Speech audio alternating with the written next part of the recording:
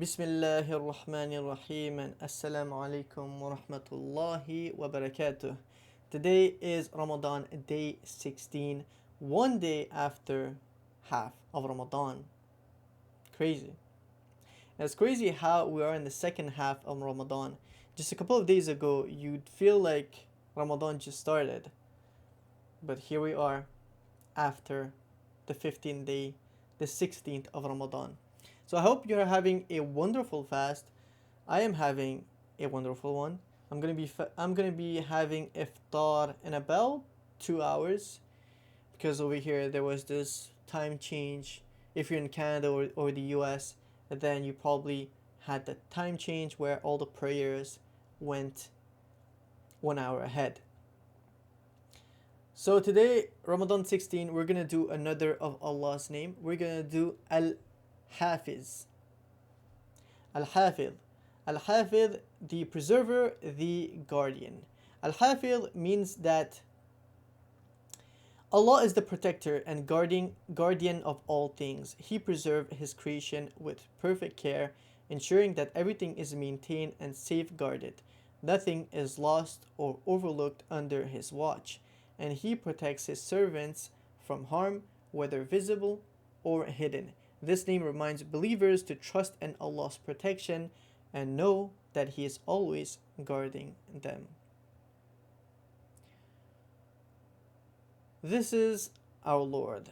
With all the names that we've learned so far, this is another of Allah's description. This is another of Allah's name that He is giving to Himself, the preserver, the guardian.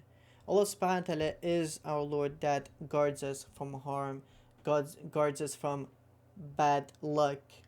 A lot of people think about luck, talk about luck, but luck doesn't really exist. It's all the qadr of Allah subhanahu wa ta'ala. So if Allah wants something to happen to you, that thing will happen to you. No matter what you do, you could leave your country, go to space, cover yourself, and go underground a bunker. But if Allah subhanahu wa ta'ala wants something to happen to you, it will reach you, wherever you are. But if Allah subhanahu wa ta'ala, and vice versa, Allah subhanahu wa ta'ala were to protect you from something, and were to just keep you away from something, then that thing will never, never, never, it will never be able to reach you. And there's countless of examples, like people in war and people in dangerous places. People can give you the story as it is. They'll just tell you, I was this close to dying. I was this close to death.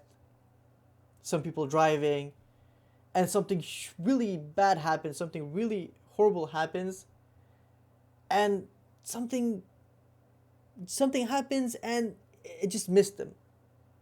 The car, or the bullet, or something that's coming in to their face, it just missed them by a centimeter. Very, very, very small amount. So if that place, let's say, if that thing, like the bullet, was just maybe 1 centimeter to the right, then it would hit their face.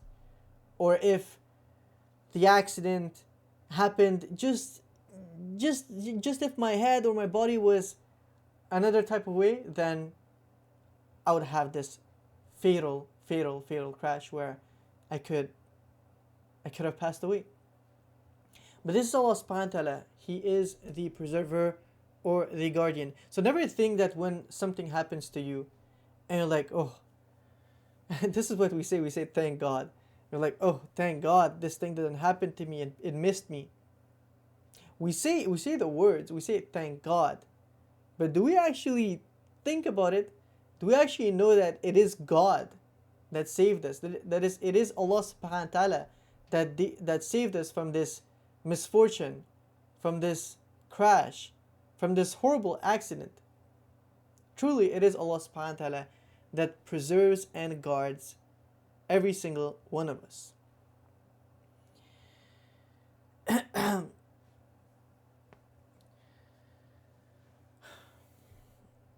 And Allah subhanahu wa ta'ala is not just doing this for human beings, He's doing it for all of His creations.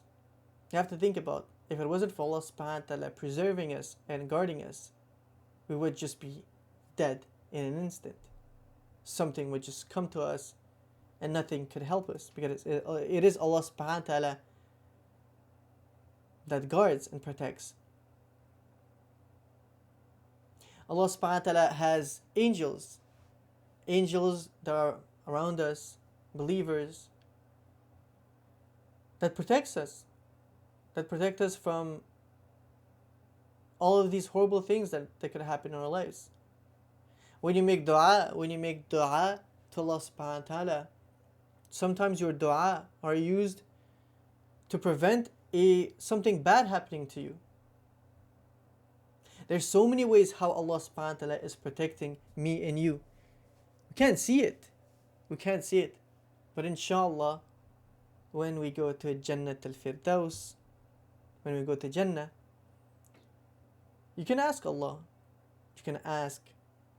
You can see how you were being protected, how Allah subhanahu wa ta'ala was sending the angels to protect you, how your dua was affecting your qadr, how you were being saved left and right. Subhanallah. So if we know that Allah subhanahu wa ta'ala is the one that guards, Allah subhanahu wa ta'ala is the one that maintains, is our guardian, the preserver, why not make dua to Allah? Let's always raise our hands and ask Allah subhanahu wa ta'ala, Ya Allah, protect us from this world, protect us from all the bad things from this world and the bad things in the afterlife. Truly, Allah subhanahu wa ta'ala, if you were to deserve to be punished by Allah's judgment, then He's going to send you the punishment, and you can't do anything about it. Can't run away, can't do anything. And if Allah subhanahu wa ta'ala sends you something, let's say something that seems bad, like Allah subhanahu wa ta'ala gives you a disease and you're in bed for a couple of days, couple of weeks, even months. Try to look at this as not Allah subhanahu wa ta'ala punishing you, because you can't really know what is this? Is it a punishment? Is it not? The best thing you can do is just be grateful and deal with the issue with patience.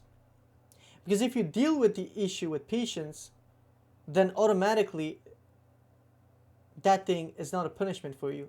It is a test. And if you pass the test, you're getting hasanats. So truly, with Allah subhanahu wa ta'ala, with our Lord, we're going to be tested. We're going to be tested here and there.